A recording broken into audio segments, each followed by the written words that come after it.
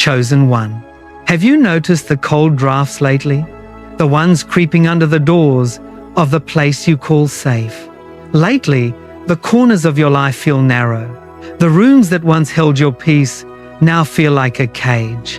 You look around the home you built, the friendships, the routines, the quiet, predictable cycles, and you realize you no longer fit here. It is not because you have done something wrong, and it is not because the enemy is winning.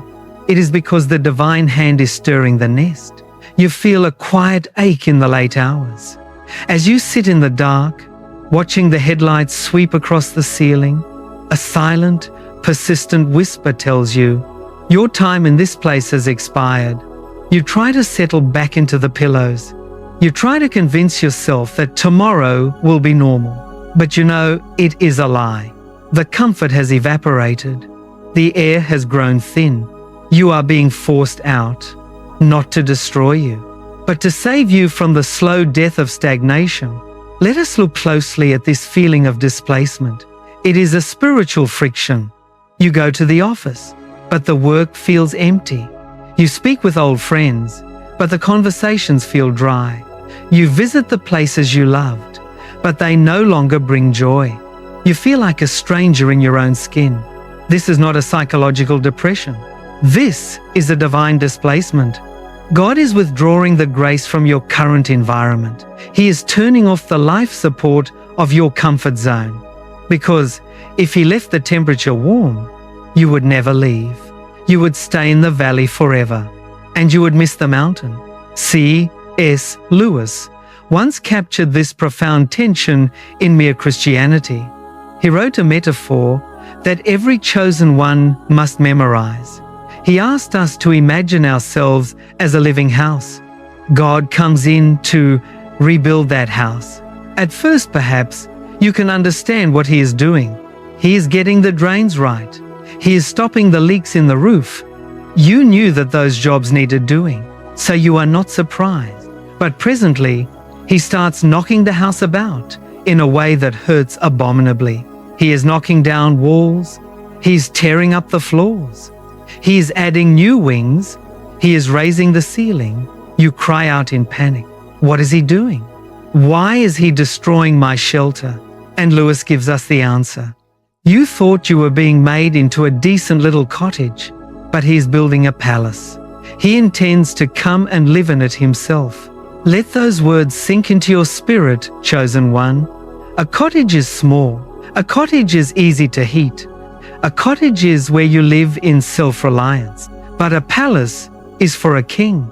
A palace requires deep foundations. It requires massive stone columns. It requires the demolition of your small plans. The builder is not patching your leaks. He is not content with just repairing your broken windows. He is pulling down the walls. The dust is everywhere. The noise of the hammers is deafening, and it hurts. It hurts abominably because you loved that little cottage. It was yours. It was familiar. You knew where every creak in the floor was. But the king cannot live in a shack, so he makes the shack collapse. He lets the fire consume the cheap wood. He tears down the drywall of your security. This is the holy eviction. It is the love that refuses to let you settle. Think of the relationships He removed. Think of the jobs that suddenly ended. Think of the doors that were slammed shut. You thought it was rejection. You thought people were against you, but it was the architect with a hammer. He had to clear the ground. He had to make room for the palace. You cannot build a palace on the weak foundations of a cottage. So the old structure must fall. Let the walls crumble, chosen one. Do not try to catch the falling bricks. Do not try to glue the drywall back together. Step out of the construction zone and let the builder work. Look at the scriptures, chosen one. In Deuteronomy chapter 32 verse 11, the Bible describes this process like an eagle that stirs up its nest and hovers over its young. He spreads his wings to catch them and carries them aloft. Have you ever seen an eagle prepare its young to fly? The mother eagle does not leave the nest soft. She begins to pull away the feathers. She tears out the comfortable grass. She exposes the sharp thorns and jagged rocks underneath. She makes the home painful to stand in. The little eagles cry out. They do not understand. They think their mother has turned against them.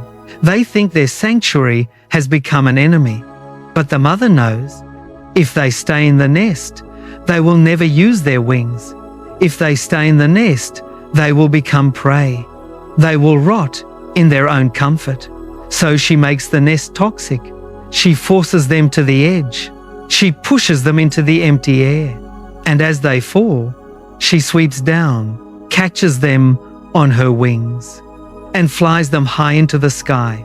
You are at the edge right now, chosen one. The feathers have been removed. Every corner you lean against is sharp. You are crying out to God, asking Him to restore the comfort. You are begging Him to put the feathers back. But He is standing above you, spreading His wings. He is telling you to jump. He is telling you that the wind will hold you. You were not created to crawl in the dirt of the valley. You were created to soar in the high places. But you will never fly as long as you have a nest to sleep in. So He destroys the nest. He breaks the twigs. He leaves you with nothing to hold on to but Him. It is time to stop fighting the wind. It is time to look at the falling walls and say yes. Yes to the demolition. Yes to the reconstruction. Let the old house go. It cannot support the glory that is coming. Leave your comment below. Listens the Laos, I will trust the architect. Let it be your anchor in the dust. Write it as a declaration to the unseen realms. I will trust the architect and watch the palace rise. Chosen one. Let us speak of the moment the ground shook, the day the stability you built began to crumble. It usually starts with a sudden storm, a phone call you never expected, a contract that was suddenly cancelled, a door that was slammed shut in your face, or perhaps a relationship you relied on, which suddenly withered and died. You stood in the middle of the room, looking at the wreckage of your plans. You asked, why is this happening to me? What did I do to deserve this rejection? But I want you to hear this clearly today. It was not rejection. It was redirection. It was the divine wind blowing.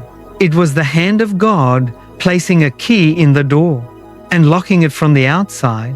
You tried to turn the handle. You tried to plead. You tried to fix what was already broken. But the lock did not budge, because God had decided your season of comfort in that place was over. We do not move when we are comfortable. We do not pack our bags when the weather is warm. We stay. We settle. We grow roots in soil that was only meant to be a temporary pot. So God sends the frost. He allows the fire. He permits the discomfort to rise until the pain of staying becomes greater than the fear of leaving. Let us look at a common micro scenario. You are sitting at your desk, working hard, loyal to a company for years. Suddenly, a new manager arrives. They do not like you. They undermine you. Every day becomes a battle of anxiety. You pray, Lord, change their heart. Lord, bring peace back to this office. But the anxiety only increases. Why? Because God does not want you in that office anymore. The discomfort is the alarm clock. He is shaking your bed because it is time to wake up. If it were peaceful, you would retire there. But He has a business for you to start. He has a book for you to write. He has a ministry for you to build. So He allows the manager to be difficult. He uses the friction to push you out of the door. In his masterpiece, The Problem of Pain, C.S. Lewis wrote these famous words: God whispers to us in our pleasures, speaks in our conscience, but shouts in our pains. It is His megaphone to rouse a deaf world. A megaphone. Think of the sound. It is loud. It is disruptive. It interrupts your quiet dreams. It demands your absolute attention. When life is pleasant, we easily fall asleep. We ignore the subtle whispers of our purpose. We turn a deaf ear to the gentle nudges of the Spirit. We tell ourselves we have plenty of time. We make ourselves comfortable in the slum, so God increases the volume. He picks up the megaphone of pain, and he shouts. The crisis you went through was not an accident. It was the megaphone, the loss of that job, the betrayal of that friend, the sudden collapse of your savings. It was the loud, piercing sound of God waking you up. He was saying, look up, see the fire. The house you are trying to repair is burning. Get out. Stop trying to buy furniture for a home that is slated for demolition. Pain is a mercy in disguise. It tells you where the boundaries of God are. It shows you that the world cannot sustain you. It breaks the illusion of your self-sufficiency. When the megaphone shouts, it is time to pack. It is time to look at the ruins of your security and recognize that God is calling you to march. Look at the ancient pattern of faith. In Genesis chapter 12, verse 1, the Lord speaks to Abraham, "Go from your country, your people and your father's household, to the land I will show you." Consider what God did not say. He did not give Abraham a map. He did not name the country. He did not describe the weather or the soil. He simply said, "Go." And he promised to show him the land times after times he left. This is the terror of the chosen walk. God demands that you leave the harbor. Before he shows you the coordinates of the destination, you want the coordinates first? You want the guarantee of a house, a salary, a network of friends in the new city. But God says, no, leave the shore, untie the ropes. Let the waves carry you. The land will appear only when your feet are wet. The provision will meet you on the road, not in the house you left. If Abraham had stayed in Haran, he would have remained a wealthy nomad. He would have died in comfort, but he would never have become the father of nations. His destiny was locked outside his father's house. And your destiny, chosen one, is locked outside your comfort zone. The doors that closed were not your enemies. They were your angels. They forced you to step onto the path of faith. They stopped you from settling for a mediocre life. It is time to pack the bags of your spirit. It is time to stop weeping over the closed doors and look at the horizon. Yes, the horizon is dark. Yes, the future is uncertain. But the builder is already there. He has prepared the road. He has set up the milestones. All he requires is your first step. Do not wait for the sun to rise before you start walking. Walk in the dark, trusting the voice that called you. The megaphone has sounded. The sleep is over. The march has begun. Write in the comments, I am ready to move. Let the angels of transit hear your voice. I am ready to move, and watch the map unfold. Chosen one. Let us speak of the tragedy of settling, the quiet, comfortable trap of the second best. Why is it that when God stirs the nest, our first instinct is to look for another branch nearby? Why do we run back to the familiar even when the familiar was killing us? It is because we are terrified of the open space. We are afraid of the silence of the wilderness. We would rather stay in a familiar captivity than face an unfamiliar freedom. This is the great temptation of the transition season. The temptation to settle for good enough. You see this in relationships all the time. A chosen one is in a dynamic that drains their soul. They are surrounded by people who mock their calling, who minimize their spiritual sensitivity, who demand that they remain small and quiet. But because they fear being alone on a Friday night, because they dread the silence of an empty living room, they stay. They make excuses. They say, at least I have someone. Or you see it in a career. You have a secure, dry job that pays the bills, but it requires you to bury your talents in the backyard. It leaves you exhausted and spiritually bankrupt at the end of every week. Yet, because the paycheck arrives on the first of the month, you tell yourself this is the best it will ever get. You make peace with your limitations. You settle, but the builder refuses to let you stay in a half-ruined shelter. In one of his most profound essays, The Weight of Glory, C.S. Lewis diagnosed this spiritual blindness. He wrote these words: "We are half-hearted creatures, fooling about with drink and sex and ambition, when infinite joy is offered us, like an ignorant child who wants to go on making mud pies in a slum, because he cannot imagine what is meant by the offer of a holiday at the sea. We are far too easily pleased, far too easily pleased." Let those words echo in your heart, chosen one. You are sitting in the dirt of a spiritual slum, mixing the dirty water of compromise with the dust of familiarity, and you are calling it security. You are proud of your little mud pies. You show them to others, saying, "Look at what I have built," while the King of Glory is standing right behind you, holding a ticket to the ocean.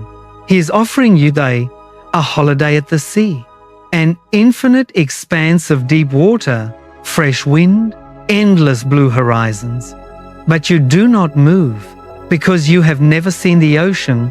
You do not know what a wave feels like. You only know the mud. You only know the dirty puddles of your comfort zone. So you cling to your bucket and spade. You fight the hand that tries to pull you away from the slum. But God loves you too much to leave you in the dirt. So he kicks over your bucket of mud. He pours out the dirty water. He makes the slum intolerable. He allows the rent to rise, the neighbors to turn hostile, the street to grow dark, until you have no choice but to stand up, brush the dirt off your hands, and look at the ticket in his hand. It is time to drop the mud pies, chosen one. Stop trying to refine the compromise. Stop trying to find a cleaner puddle in the same slum. The slum is slated for destruction.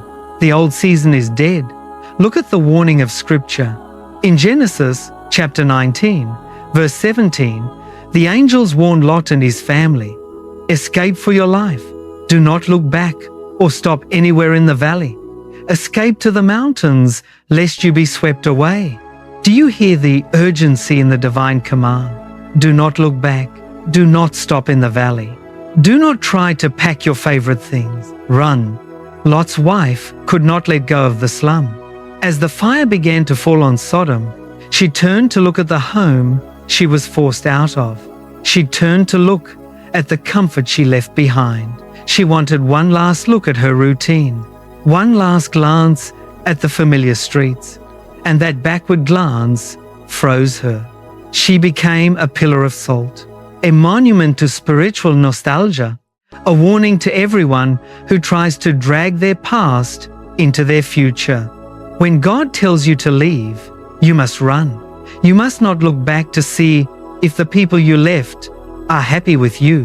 You must not check their social media to see if they miss you. You must not linger in the valley of memory, wishing things had been different. If you look back, you will freeze. You will become a monument to what could have been. You will remain stuck in the transition forever. The valley is not your home. The mountain is where your covenant is. But you have to climb. You have to leave the lowlands behind. You have to face the steep, rocky path. You have to accept the sweat, the fatigue, and the isolation of the climb. Every step away from the slum is a step toward the ocean. Every time you refuse to look back, you break a chain of the past. You are not losing your life. You are escaping for your life. Let the old city burn. Let the relationships that belong to your cottage season fade away. They cannot survive the atmosphere of the palace. They cannot swim in the waters of your ocean season. Drop the mud, put down the bucket, and run toward the sea. Write in the comments, "I will not look back." Let it be your shield against nostalgia. I will not look back, and run toward the future. Chosen one. Let us speak of the ghost that haunts the path of every transition. The spirit of spiritual nostalgia. It is the voice that whispers to you, in the quiet hours of the night, when the new territory feels cold and lonely, and the future seems like a mountain you cannot climb. The voice says, "Do you remember how warm it was in the cottage? Do you remember the friends who used to laugh with you? Do you remember when life was simple, predictable, and safe?" This is the poison of nostalgia. It is a selective memory. It shows you the sunlight of your past, but it deletes the shadows. It makes you forget the tears you cried in that cottage. It makes you forget the stagnation that was suffocating your soul. It makes you forget how you begged God for a way out. Nostalgia is the enemy of your destiny because it paints the past in gold and the present in grey. Let us look at a daily scenario. You have left a toxic friendship group. You are sitting alone on a Friday night in your new apartment. Your phone is silent. No one has texted you. You scroll through your social media feed and you see photos of your old friends. They are out at a restaurant, celebrating a birthday, laughing together. They look happy without you. They look complete. A deep ache rises in your chest. You begin to cry. You think, maybe I was too harsh. Maybe I should have stayed and tolerated their gossip. At least then, I would be at the table tonight. This is the ghost of nostalgia trying to pull you back. It wants you to buy a ticket back to the slum. It wants you to apologize for growing. It wants you to crawl back into the cottage. But if you go back, you will find that the cottage no longer exists. The doors are locked. The keys do not fit. The people have moved on, and you have changed. You cannot wear clothes that you have outgrown.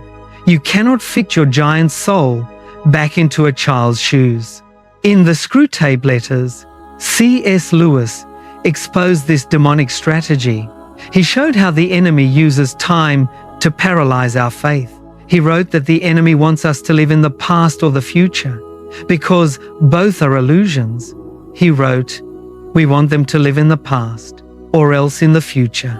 For these are the regions of the mind that do not belong to the present.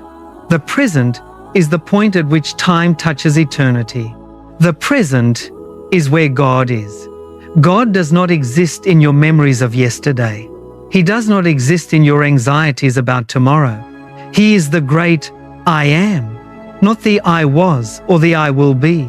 He is in the room with you right now, in the silence of your empty apartment, in the quiet hours of your transition.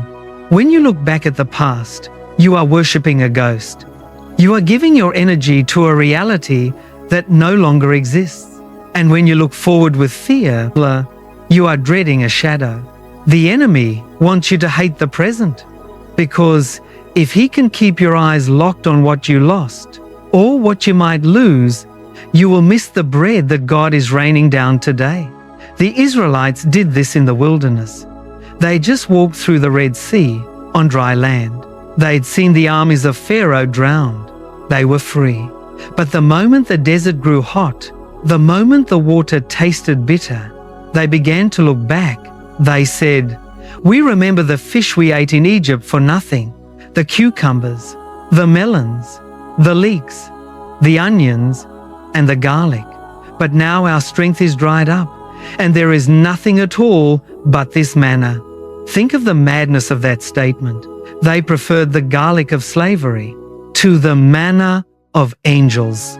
They wanted to go back to the whips and the bricks. Just because the food was familiar, they preferred a full stomach in chains to a hungry march in freedom. This is the trap of spiritual nostalgia. It makes captivity look sweet and freedom look bitter. Do not eat the garlic of Egypt, chosen one. Do not trade your inheritance for a plate of familiar food. The wilderness is hard, yes, but it is the womb of your destiny. It is where you learn to hear the whisper of the King. Look at the posture of the Apostle Paul. In Philippians chapter 3, verses 13 and 14, he shares his secret, forgetting what is behind and straining toward what is ahead. I press on toward the goal to win the prize. Look at the word he uses. Straining. It is an athletic term. It describes a runner leaning forward. Their eyes are locked on the finish line. Their chest is thrust forward. Every muscle is tense, reaching for the next stride. A runner who looks back will fall. If they turn their head to see who is behind them or how far they have run, they lose their balance. They lose their momentum. They lose the race. You must have the posture of a runner, chosen one. You must strain forward. You must actively forget what is behind. Forgetting does not mean having amnesia. It means refusing to let the past define your identity. It means refusing to let yesterday's comfort dictate today's decisions. The cottage is gone. The slum is behind you. The wilderness is under your feet, and the palace is ahead. Do not let the ghost of nostalgia freeze your steps. Do not look back at Sodom. Do not look back at Egypt. Stand in the present. Breathe the air of today. God has grace for this specific hour. He has manna for this specific morning. But you cannot gather today's manna. If you are busy crying over yesterday's garlic, lift up your head, chosen one. The finish line is closer than you think. Write in the comments, I step into the present. Let it be your declaration of focus. I step into the present. And press toward the goal. Chosen one, let us speak of the temptation of the locked room. The urge to hide when the world becomes too painful.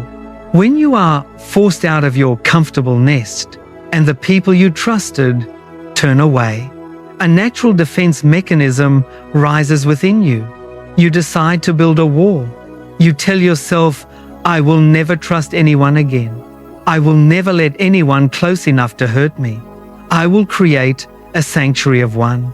You retreat into a silent, self-imposed isolation. You lock the doors of your heart, and you call it self-care. You call it protection. But I want to warn you today about the danger of this false sanctuary. It is not a fortress. It is a tomb. It is a place where your calling goes to die. Let us look at a common micro-scenario. You have been betrayed by a close friend or a church community. The rejection was public and humiliating. So you pack your belongings. You move to a new apartment in a new city where no one knows your name. You spend your evenings alone, watching television, reading books, and cooking simple meals. You do not socialize. You do not volunteer. You do not share your thoughts with anyone. When people try to start a conversation, you give short, polite answers and walk away. You tell yourself, I am finally safe. No one can lie to me here. No one can break my heart. But as the weeks turn into months, you notice a strange numbness creeping over you. You no longer feel the joy of the Spirit. You no longer feel the fire of your purpose. The silence of your apartment has become a weight. You are safe from pain, yes, but you are also safe from life. You have built a prison and locked yourself inside. In his brilliant book, The Four Loves, C.S. Lewis warned us about this specific trap. He showed how the fear of suffering can turn our hearts to stone. He wrote, to love at all is to be vulnerable. Love anything and your heart will be wrung and possibly broken. If you want to make sure of keeping it intact, you must give it to no one, not even an animal. Wrap it carefully round with hobbies and little luxuries. Avoid all entanglements. Lock it up safe in the casket or coffin of your selfishness. But in that casket, safe, dark, motionless, airless, it will change. It will not be broken. It will become unbreakable, impenetrable, irredeemable, the alternative to tragedy, or at least to the risk of tragedy, is damnation. The only place outside heaven where you can be perfectly safe from all the dangers and perturbations of love is hell. Let those solemn words pierce through your defenses, chosen one. A casket is safe. Nothing can touch the body inside a coffin. No wind can blow. No rain can fall. No enemy can strike. But there is no breath there. There is no growth. There is only decay. When you lock your heart in the casket of your selfishness, hiding behind your hobbies, your comfort routines, your television screens, and internet forums, your heart does not heal. It hardens. It turns to stone. And a stone heart cannot receive the seeds of the kingdom. God did not call you to be a monument in a locked casket. He called you to be a living, breathing instrument of His grace. And that requires you to risk the wilderness. It requires you to face the wind, to stand in the open field and admit that you are vulnerable. Yes, the wilderness is dangerous. Yes, people may hurt you again, but that is the price of life. The builder is not keeping you in a glass case. He is training you to fight. He is teaching you to find His presence in the dry places. Look at the story of Jacob in the scriptures. He was fleeing from his brother Esau. He had left the comfort of his father's tents. He had nothing but a staff in his hand. As the sun set in the middle of a barren desert, he lay down in the dirt, using a hard stone as a pillow. He was isolated, vulnerable, and terrified. He was in the ultimate wilderness. But in that night of displacement, he had a dream.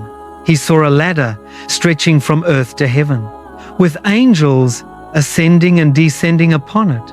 And when he woke up in the morning, he looked at the stone, and he declared in Genesis chapter 28, verse 16, "Surely the Lord is in this place, and I was not aware of it. This is none other than the house of God.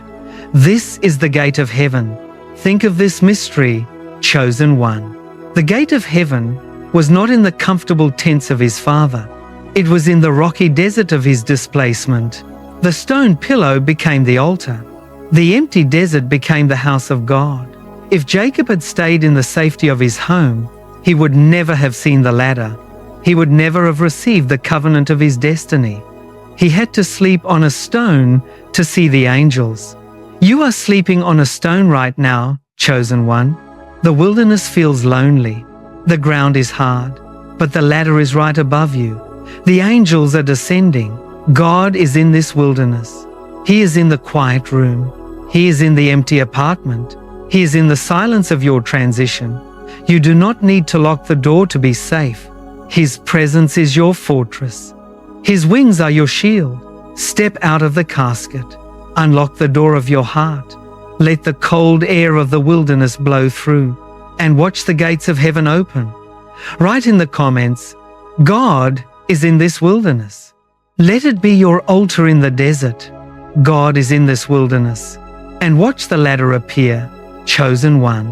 Let us speak of the destination of your march, the territory that is waiting for your arrival. You have walked through the demolition of the cottage. You have heard the megaphone of pain. You have dropped the mud pies of the slum. You have outrun the ghost of nostalgia, and you have stepped out of the safe casket. Now you stand at the edge of the wilderness, looking across the river at the land of promise. This is the season of transition, the final stretch before the breakthrough, and it is often the hardest part of the journey, because you are exhausted. Your feet are dusty, your hands are tired, and the memory of comfort is still fresh. You look at the new territory, and you see giants in the land. You see walls that look too high to climb, and you begin to wonder if the journey was worth it. You ask, did I leave everything behind just to die on the banks of this river? But I want you to look closer. The giants are not there to destroy you. They are the gatekeepers of your inheritance. The walls are not there to keep you out. They are there to show the world the power of your God. You had to go through the struggle because the person you were in the cottage could not rule in the palace. The small, self-reliant cottage dweller would have been crushed by the weight of the promise. You needed the wilderness to burn away the weakness. You needed the isolation to build the spiritual muscle. You needed the pain to break the reliance on human validation. Every closed door was a training session. Every cold night was a refining fire. You are not the same person who left the nest. You are stronger. You are wiser. You are more aligned with the heart of the King. Let us look at a final micro scenario. You have walked through months of isolation. Suddenly, a new opportunity begins to form. A new business partner contacts you. A new community welcomes you. A new creative project begins to bear fruit. It is different from anything you did in the past. It requires more courage. It requires you to speak with authority. It requires you to lead. For a moment, you feel a wave of fear. You think, who am I to do this? I am just a person who lost their home. I am just a person who was rejected. But the Spirit of God whispers to you, no, you are a chosen one. You did not lose your home. You were upgraded. You were not rejected. You were set apart. This is the palace I promised you. You take a deep breath. You step into the meeting room. You speak with absolute clarity. And you watch the doors open. This is the entry into the promised land. It is the moment where the training ends and the reign begins. In one of his most famous letters, C.S. Lewis wrote a sentence that has brought hope to millions. It is a promise that every weary traveler must hold on to. He wrote, "There are far, far better things ahead than any we leave behind. Far, far better things." Let those words wash over your tired soul, chosen one. You think of the friendships you lost, the routines you had to abandon, the house you had to leave. You think they were the best things in your life, but God is telling you today, they were only the cottage. They were only the mud pies. The things ahead of you are far, far better. The relationships will be deeper. The work will be more fulfilling. The peace will be unbreakable. The presence of the King will be constant. Do not look back at the ruins of the cottage. Do not cry over the ashes of your comfort zone. The fire that consumed them was the fire of His love. He had to clear the space so that He could build the palace. And the palace is now ready. Look at the promise of Scripture. In Exodus chapter 13, verse 21, the Bible describes how God guides His people. By day the Lord went ahead of them in a pillar of cloud to guide them on their way, and by night in a pillar of fire to give them light, so that they could travel by day or night. You are not traveling alone in this wilderness, chosen one. The presence of the Lord is going ahead of you. When the sun is hot, He is your shade. When the night is dark, He is your light. He does not leave you to find your own path. He is the path. The pillar of cloud is moving today. The pillar of fire is burning tonight. It is time to strike your tents. It is time to pack your bags. It is time to take the first step across the river. The giants will flee when they see the glory upon you. The walls will fall when you raise your voice in praise. The water will part when your feet touch the riverbank. Your promised land is waiting. The architect has finished the blueprints. The builder has completed the construction. The King is waiting to enter the palace with you. Step forward, chosen one. Leave the dust of the wilderness behind. Claim your inheritance today. Write in the comments, "I claim my promised land, amen." Let it be your seal of covenant. I claim my promised land, amen, and walk into the glory